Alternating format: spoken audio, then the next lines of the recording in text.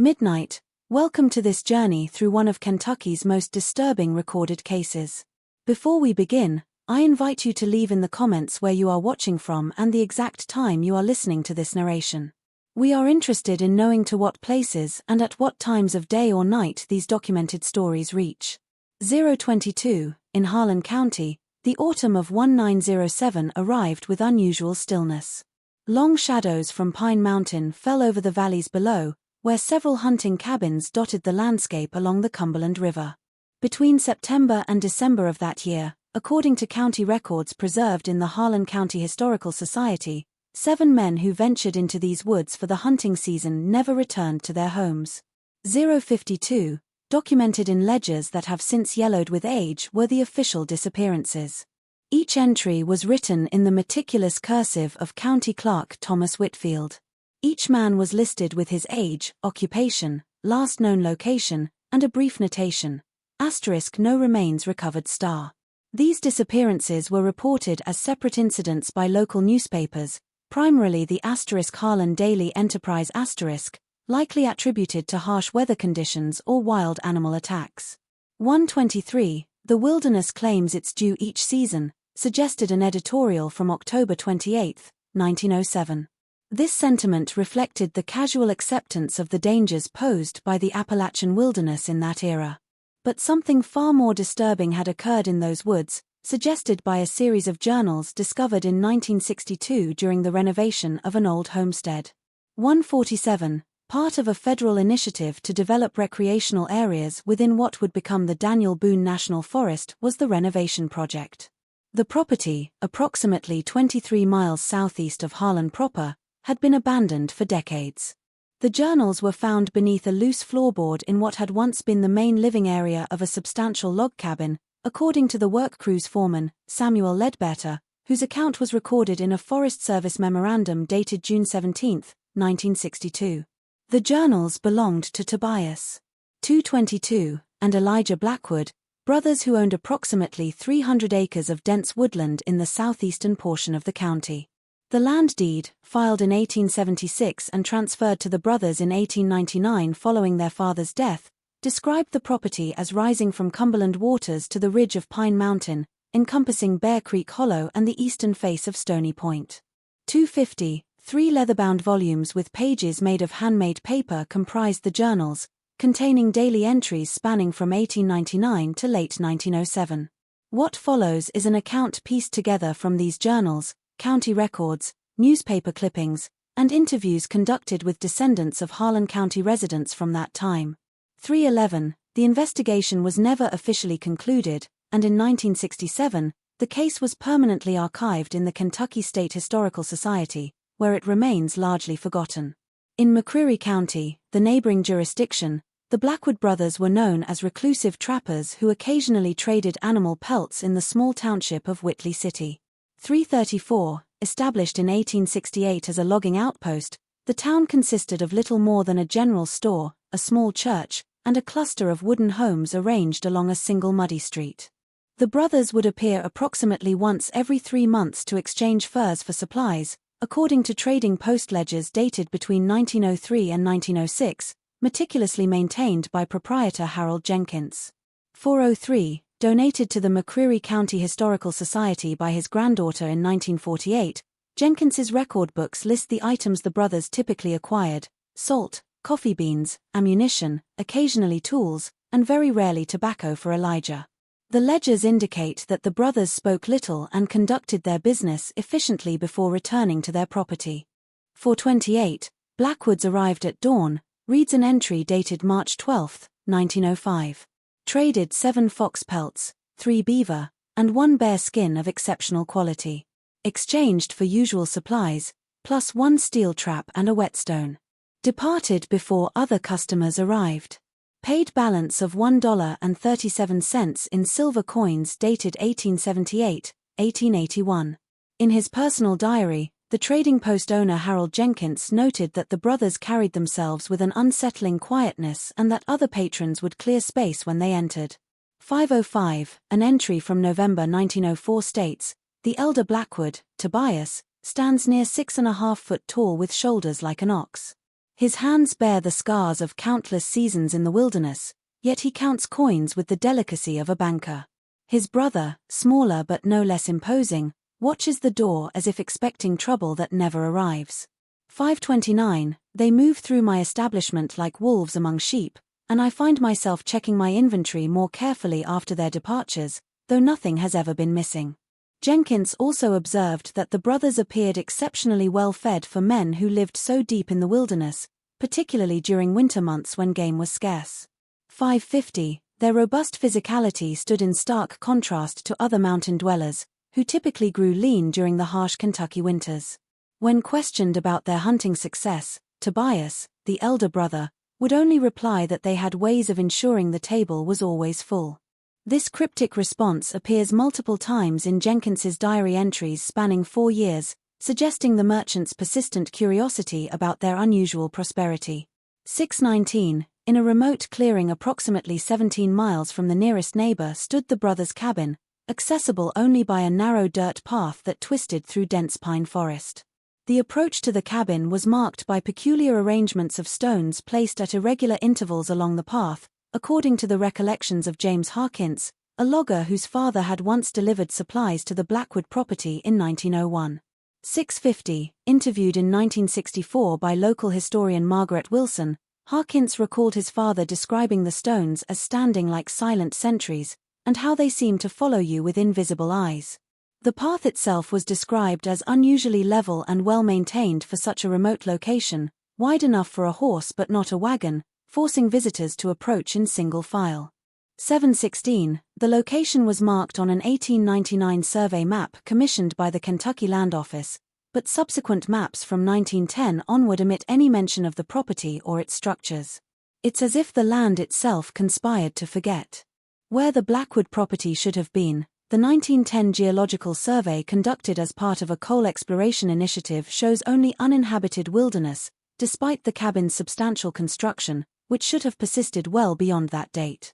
748, according to the few who had seen it, the cabin itself was unusually large for a wilderness dwelling. Constructed of hand-hewn oak logs notched and fitted with remarkable precision, it featured a stone foundation that extended approximately 10 feet into the ground, creating what witnesses described as a full underground level accessed via a trapdoor in the main room. 813, Luther Collins, a hunting guide who claimed to have visited the cabin once in 1906, provided a statement to the Harlan County Sheriff in 1908 during the belated investigation into the disappearances. His description, preserved in the case files, notes that the main floor contained a large central room with a massive stone fireplace, 2 smaller rooms presumably used as bedrooms, and a separate kitchen area with an unusual brick oven built into the wall. 843, Collins reported that what struck him most was the brothers' collection of knives displayed on a wooden rack near the kitchen entrance. Must have been 30 or 40 different blades, his statement reads. Some I recognized as hunting or skinning knives, but others looked like surgeon's tools, all kept polished and arranged by size. 905, Elijah saw me looking and said they were family heirlooms from their father's time as a field medic during the war. Before the hunting season of 1907, the Blackwood brothers had lived relatively unnoticed by authorities. Their property taxes were paid annually through a lawyer in Whitley City, a Mr. Jonathan Pierce, whose brief notes indicate that the brothers inherited the land from their father, who had acquired it during the post-Civil War land redistribution. 934, discovered in a filing cabinet donated to the County Historical Society in 1951, Pierce's legal ledger contained minimal information about his unusual clients. His notes indicate that he met the brothers only twice, once after their father's death to execute the will, and again in 1902 to draft a document ensuring that if either brother died, the property would pass fully to the survivor with no claims permitted from any other parties. 1004, Pierce noted that this request seemed odd, given that neither brother was known to have any other family or heirs, but he fulfilled their request without question. According to courthouse records, the senior Blackwood had been a Union soldier who received the parcel as compensation for his service.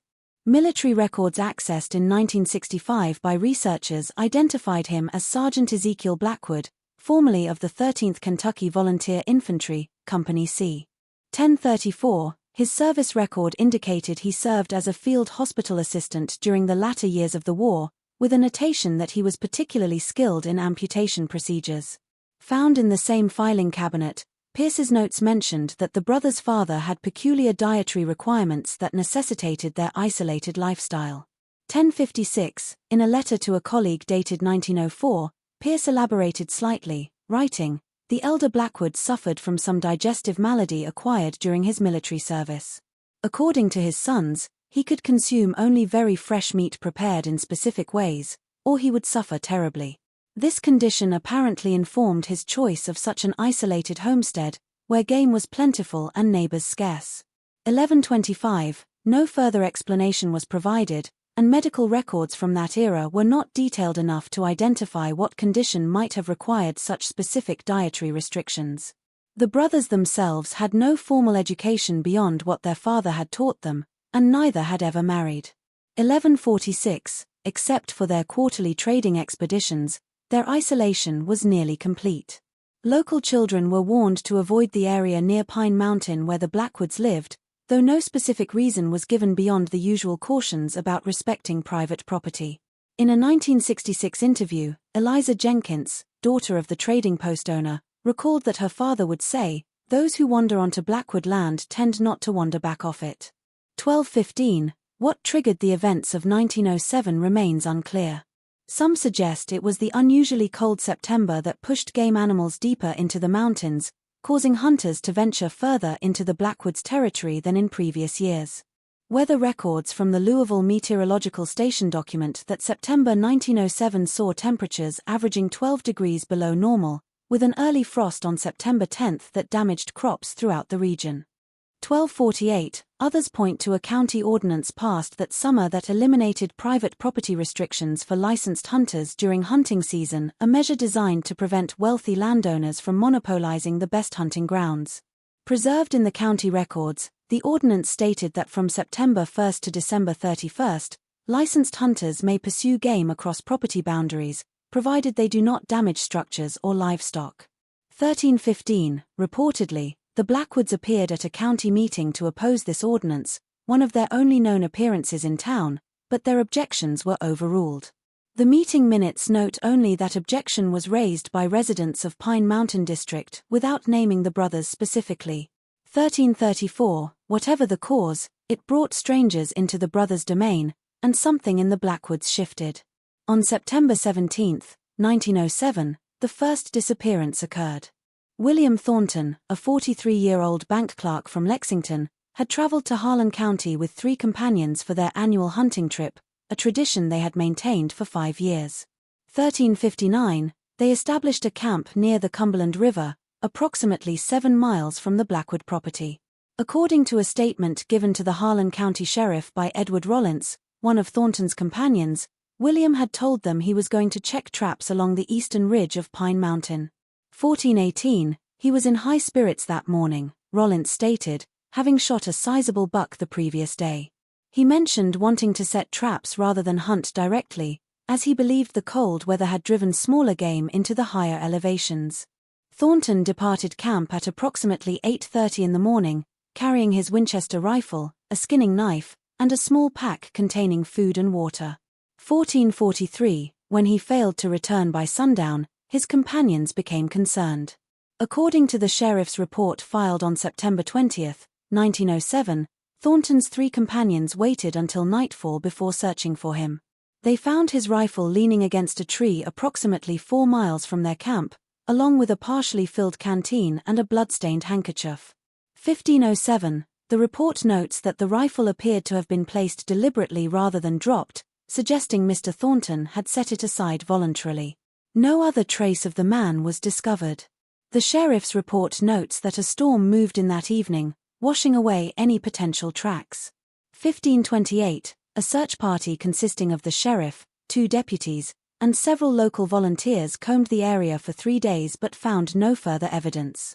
The search was abandoned on September 23, with Sheriff Harlan Daniels concluding that Thornton had likely suffered an accident in the rough terrain and either succumbed to injuries or was carried off by scavengers. 1551, the report's final notation reads, "Mr. Thornton's disappearance, while tragic, is consistent with the dangers inherent to hunting in remote areas. His companions returned to Lexington, where Thornton's wife would later commission a headstone in the Lexington Cemetery, though no body was ever recovered to place beneath it. 1615, a month later, on October 23, two brothers from Cincinnati, James and Robert Caldwell, failed to return to their lodgings in Cumberland. The men, aged 28 and 31 respectively, were experienced hunters who had traveled to Kentucky specifically to hunt white-tailed deer, which were abundant in the region. They had arrived on October 20 and taken rooms at a boarding house operated by Mrs. 1639, Edith Simmons, a widow whose establishment catered to out-of-state hunters. The men had informed their landlady that they intended to hunt deer in the southern portion of Harlan County, near the Tennessee border. According to Mrs. Simmons's statement to Sheriff Daniels, recorded on October 25, the brothers had mentioned finding promising sign near a creek that feeds into the Cumberland up where the mountains get steep. 1708, this description matches the general vicinity of the Blackwood property, though Mrs. Simmons was not familiar enough with the area to make that connection. The Caldwell brothers' horses returned to the stable without riders 2 days after the men departed. The stable hand, Joseph Miller, reported that the horses appeared agitated but not injured and were still saddled. 1731, Mrs. Simmons reported in her statement that the saddlebags contained an unusual amount of meat wrapped in oilcloth, which she assumed to be venison. Not considering it significant at the time, and believing the brothers had perhaps gone to retrieve more game, she prepared the meat for her boarders. The meat was consumed by boarders before the brothers were officially declared missing.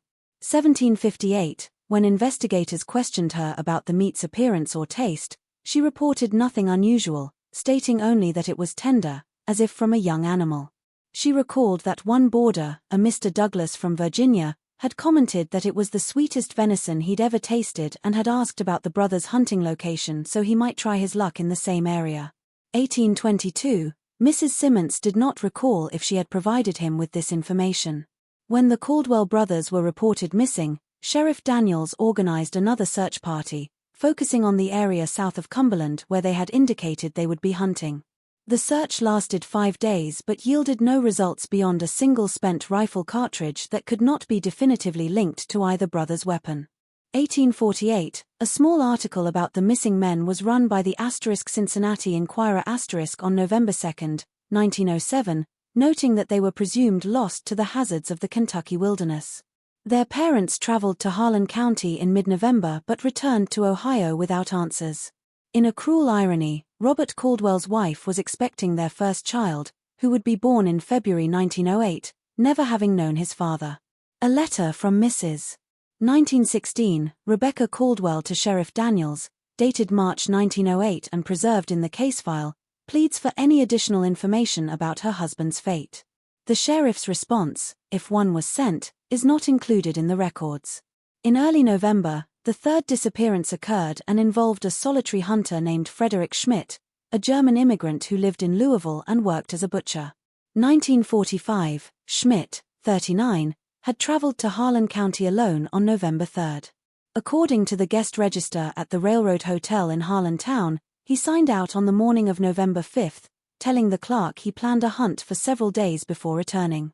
Schmidt never checked back into the hotel, and his disappearance was not noted until November 15, when he failed to return to his job in Louisville.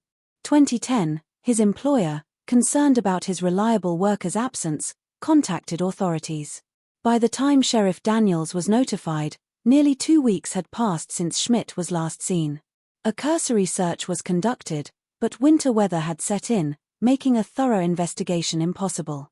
Schmidt's hunting equipment, including a distinctive German-made hunting rifle with his name engraved on the stock, was never recovered. 2037, simultaneously, the fourth and fifth disappearances occurred and involved two local men, brothers-in-law Thomas Howard and Peter Jenkins, who left their homes in Cumberland on November 26 for what was intended to be a 2-day hunting trip. Howard, a coal miner, and Jenkins, a carpenter, were lifelong residents of Harlan County and familiar with the terrain.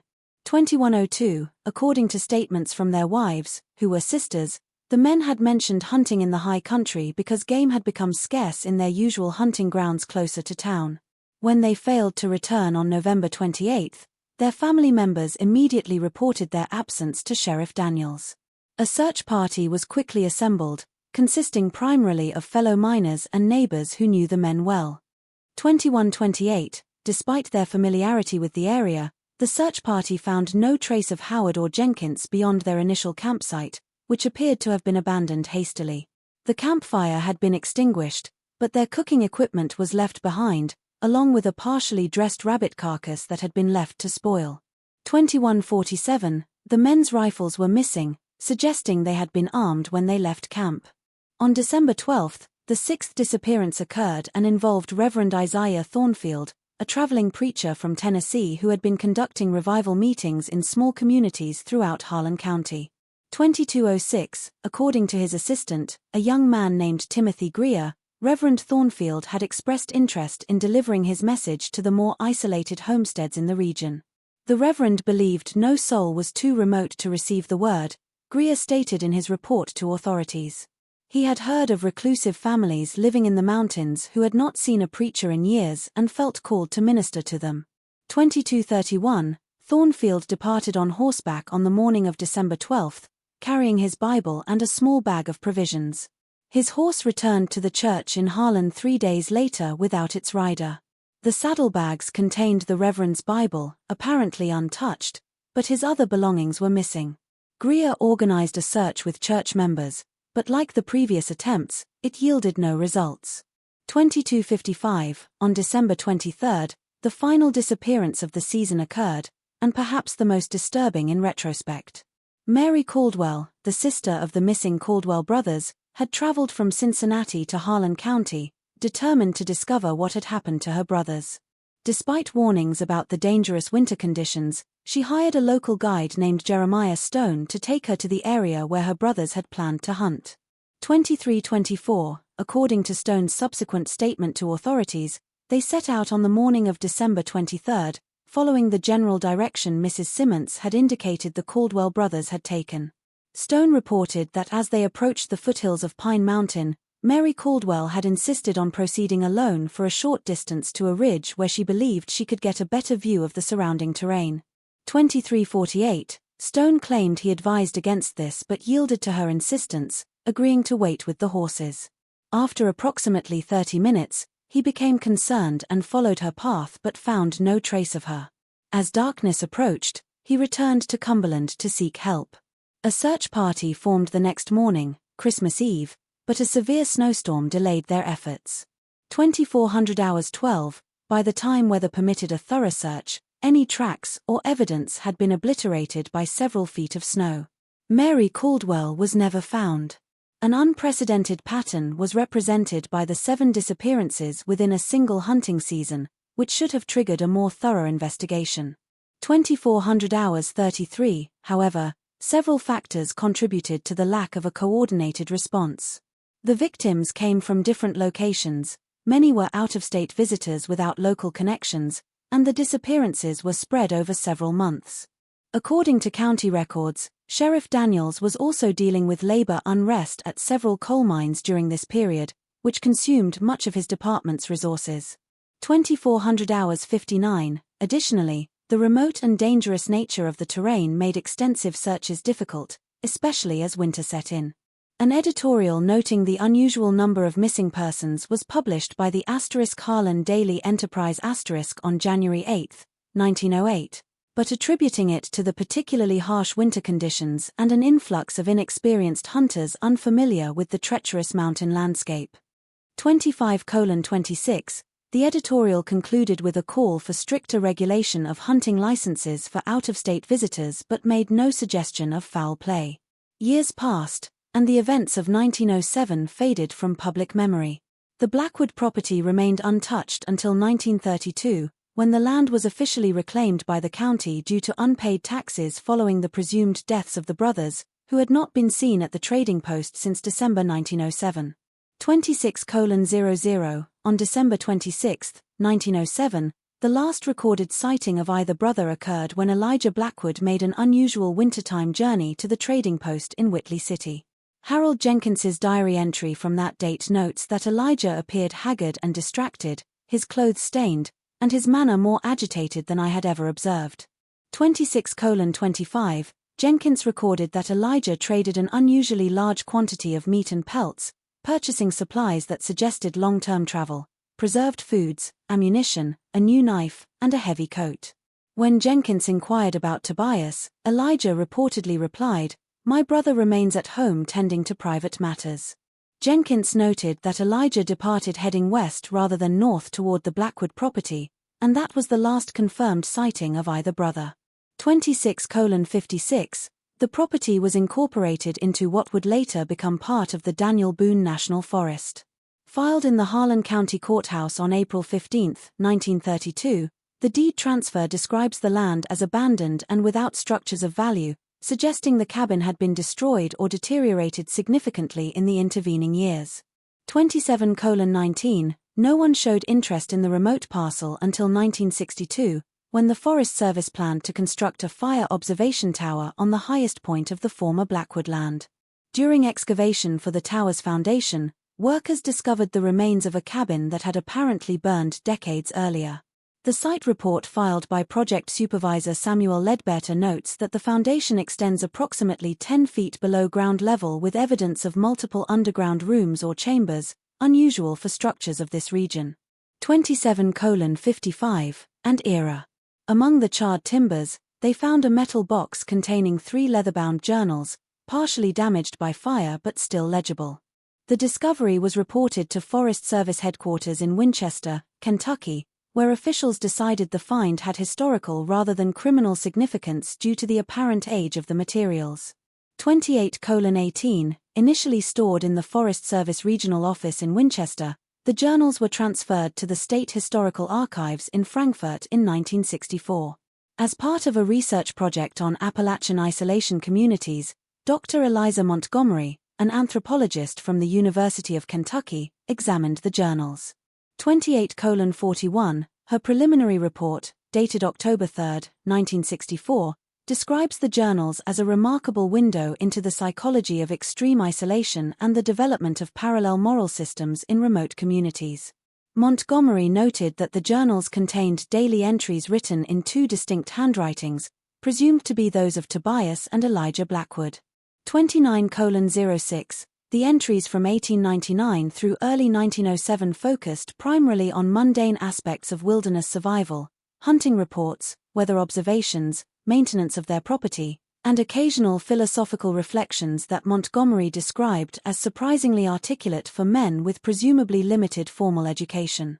29:28, beginning in March 1907, however, the tone of the entries, particularly those attributed to Tobias, began to shift. Montgomery's notes reveal that Tobias wrote with increasing frequency about encroachment and violations of their territory. An entry dated March 23, 1907, reads, "Found boot prints along the Eastern Creek bed." 29:53, strangers walking our land without permission or acknowledgement. Father would not have tolerated such trespass. Subsequent entries tracked Tobias's growing paranoia about outsiders, with increasingly hostile language. By August, he was writing about setting additional deterrents along the property boundaries, though he did not specify what these entailed. 30:15, during this period, Elijah's entries expressed concern about his brother's changing demeanor. On August 17, he wrote, "Tobias rarely sleeps, spends nights walking the perimeter, speaks often of father's lessons and our duty to the land. I fear the isolation has begun to wear on his mind. Yet he refuses to consider even our customary trading journey this month." 30:39, the most disturbing entries, however, were recipes.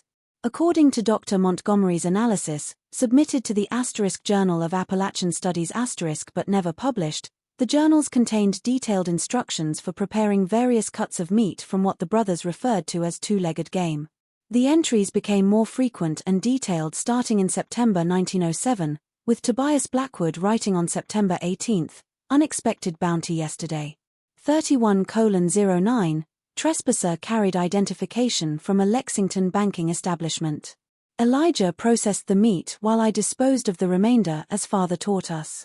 The liver was exceptionally tender when prepared with wild onions and salt.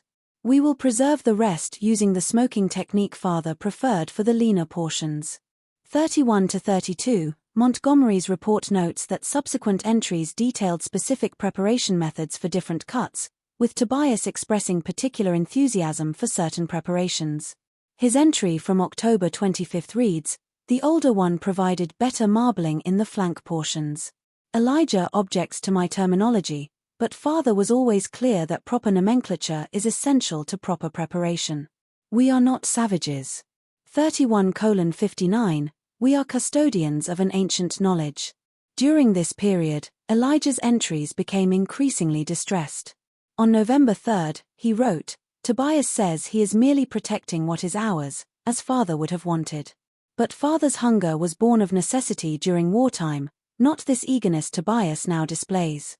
32:23, he speaks of setting lures rather than merely defending our boundaries.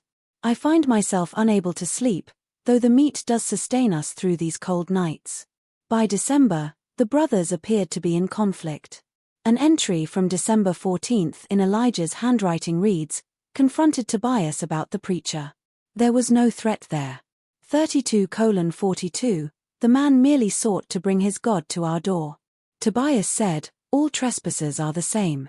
That intention matters not when the result is violation of our sanctuary." He becomes more like father with each passing day, but father at least maintained control of his appetites. In November 1964, Montgomery's research was abruptly discontinued, and her paper was withdrawn from publication. 33:10, university records indicate she requested a sabbatical shortly thereafter and relocated to Oregon. She never returned to the research. Following a review by the State Attorney General's office in early 1965, the journals themselves were placed in restricted access storage. A brief memo attached to the case file states only that no actionable evidence exists to warrant further investigation of incidents occurring more than 50 years prior, particularly when no identifiable remains have been recovered. 33:41, the case was officially designated of historical interest only and archived. In the years that followed Montgomery's abandoned research, a folklore collector named Martin Ridley traveled through Harlan County recording oral histories. In 1966, he interviewed Abigail Jenkins, the 87-year-old daughter of the trading post owner who had known the Blackwood brothers. 34:06, deposited in the American Folklore Collection at the Library of Congress, the transcript of this interview contains a chilling account. "My father rarely spoke of the Blackwoods," Jenkins told Ridley. "But there were things he told me near the end of his life that he'd kept secret for decades." According to Jenkins, her father had once told her that in December 1907, Elijah Blackwood had come to the trading post alone, his behavior more erratic than usual. 34:36, father said Elijah's hands trembled so badly he could barely count his coins, Jenkins recalled. His clothes were stained dark in places, and he smelled of smoke and something father said was like a slaughterhouse. He traded an unprecedented amount of meat, which he claimed was venison and wild boar, though father noted it was packaged differently than their usual offerings. 35:01, Jenkins continued, father said Elijah kept looking over his shoulder as if expecting someone to follow him into the store. When father asked after Tobias, Elijah became agitated and said something that father found disturbing enough to remember word for word: "Tobias has developed a taste that can't be satisfied with animal flesh alone." 35:23, I fear his changing into something father always warned about. Elijah reportedly paid for his supplies with several gold coins rather than the silver they typically used. And when Jenkins's father commented on this, Elijah explained they had found the coins in a trespasser's pockets. Before departing, Elijah allegedly told Jenkins's father, "If Tobias comes looking, you never saw me." 35:48, for your own safety, remember that. Elijah never returned to the trading post after that visit.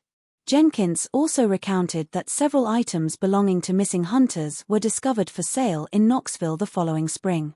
A pocket watch matching the description of one owned by William Thornton reportedly surfaced in a pawn shop, while a distinctive hunting knife belonging to one of the Caldwell brothers was recognized by a fellow Cincinnati hunter in a Knoxville general store. 36:18, however, no connection to the Blackwoods was ever established, and authorities considered the appearances of these items to be coincidental, possibly the result of theft by scavengers who had found the missing hunters' abandoned equipment. The interview concludes with Jenkins sharing a disturbing detail omitted from official reports. 36:39, her father had sampled the meat Elijah brought in that final visit and became violently ill afterward.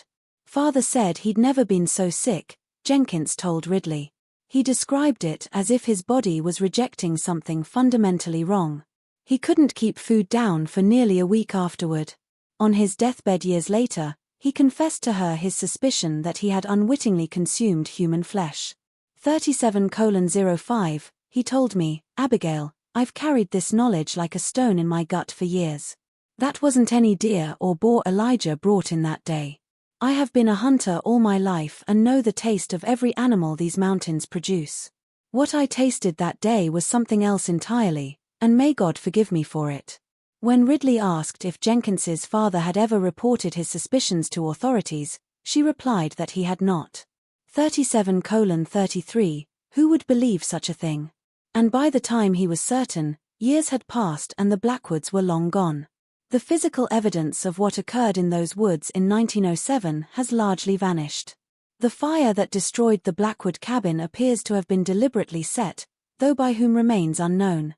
37:54, conducted cursorily in 1962 as part of the tower construction project, forensic analysis of the site indicated that the fire had burned at an unusually high temperature, consistent with the use of accelerants. The project report notes that evidence suggests multiple points of origin for the fire, inconsistent with accidental causes such as lightning strikes or chimney fires. 38:20, this finding was not pursued further at the time, as the age of the site placed it outside criminal interest. In 1967, before the construction of the fire tower was completed, workers discovered a series of stone-lined pits approximately half a mile from the cabin site. Described as possible root cellars or storage facilities, these pits were approximately 6 feet deep and 8 feet in diameter, lined with fitted stones and covered with heavy wooden lids that had partially collapsed over time, according to Forest Service reports. 38:52, work was halted when bone fragments were found among the stones.